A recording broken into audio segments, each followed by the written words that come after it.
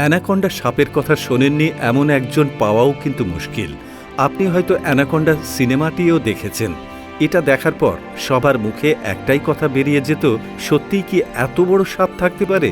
ঠিক আছে, আজ অ্যানাকোন্ডাকে বিশ্বের বৃহত্তম সাপগুলির মধ্যে গণ্য করা হয়, কারণ এটি কয়েক ফুট লম্বা এবং বিশাল, এবং এটি চিবানো ছাড়াই চোখের পলকে যে কোনো প্রাণীকে ফেলার ক্ষমতা রাখে।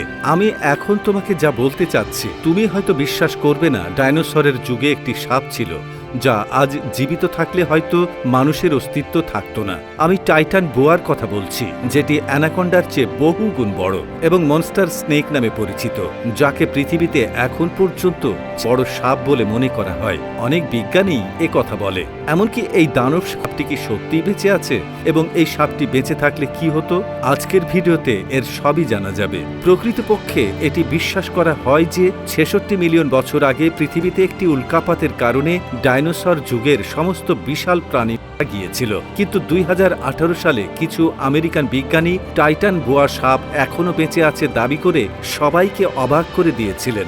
এটি এত বড় যে এটি একটি বড় কুমিরকেও ফেলতে পারে। অন্যদিকে টাইটান বোয়া বিশ্বের বৃহত্তম সাপের মর্যাদা পেয়েছে। প্রকৃতপক্ষে ডাইনোসরের সাথে টাইটান বোয়াকেও বিলুপ্ত বলে মনে করা হয়েছিল, কিন্তু বিজ্ঞানীরা বিশ্বাস করেন যে এই দৈত্যাকার প্রাণীটি এখনও বিশ্বের বৃহত্তম নদী অ্যামাজন নদীতে বসবাস করছে। ধারণা করা হচ্ছে এই সাপটি প্রায় 50 ফুট লম্বা ও 4 ফুট চওড়া। কয়েক বছর আগেও সাপ নিয়ে আলোচনা ছিল পুরো দমে। আসলে কিছু আমেরিকান বিজ্ঞানীদের একটি দল দাবি করেছিল যে প্রজাতিটি বিলুপ্ত হয়নি, আজও বেঁচে আছে। আমেরিকান বিজ্ঞানীরা ছাড়াও মিস্টেরিয়াস আর্থ নেট নামের একটি ওয়েবসাইট দাবি করেছে যে এই প্রাণীটি বেঁচে আছে। এই ওয়েবসাইটটি টাইটান সাপটিকে মাদার অফ ওয়াটার নামে অভিহিত করেছিল। টাইটানের অস্তিত্বের দাবিকারী বিজ্ঞানীরা বলছেন এটি অ্যামাজন নদীতে থাকতে পারে। তিনি বলেন, অ্যামাজন নদীর এলাকায় এতটাই বিস্তৃত এবং রহস্যময় যে বিজ্ঞানীরা আজ পর্যন্ত নদীর তলদেশে পৌঁছাতে ব্যর্থ হয়েছেন। উল্লেখ্য, অ্যামাজন নদীর মোট দৈর্ঘ্য ৬,৯৯২ কিলোমিটার। ২০০৯ সালে কলম্বিয়ায় খননের সময় এই বিশাল সাপের অনেক জীবাশ্ম পাওয়া গিয়েছিল। জীবাশ্মটি পরীক্ষা করা হয়েছিল এবং তার ভিত্তিতে অনুমান করা হয়েছিল যে এই সাপের দৈর্ঘ্য প্রায় ৪২ ফুট এবং এর ওজন প্রায় ১১০০ কেজি। এখন আপনি হয়তো ভাবছেন এই বিশাল সাপটির নাম টাইটান বোয়া কেন রাখা হয়েছিল।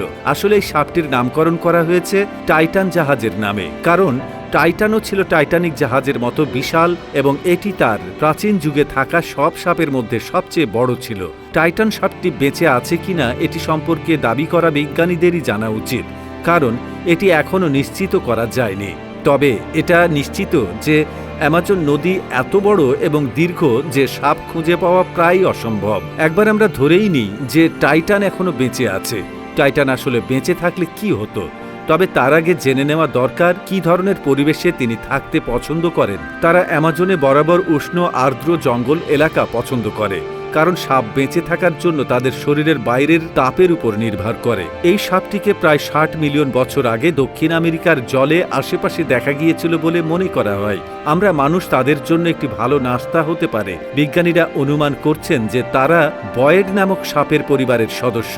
তারা অবিষাক্ত সাপ যা আপনার কাছে নিরাপদ বলে মনে হয়, কিন্তু তারা তাদের শিকার ধরতে দাঁত ব্যবহার করত এবং বলা হয়েছে যে যখনই তার শিকার ধরবে তখনই তার দাঁত বাঁকা হয়ে হুঁকে পরিণত হতে পারে। শিকার যত বেশি সংগ্রাম করে ততই আটকা পড়ে। তারপর তারা তাদের শিকার চেপে ধরে। কয়েক মিনিট পর ইসকেমিক দেখা দেয়, অর্থাৎ হৃৎপিণ্ড ও মস্তিষ্কে রক্ত চলাচল বন্ধ হয়ে যায়, ফলে অক্সিজেনের অভাব হয় এবং শেষ পর্যন্ত মৃত্যু হয়।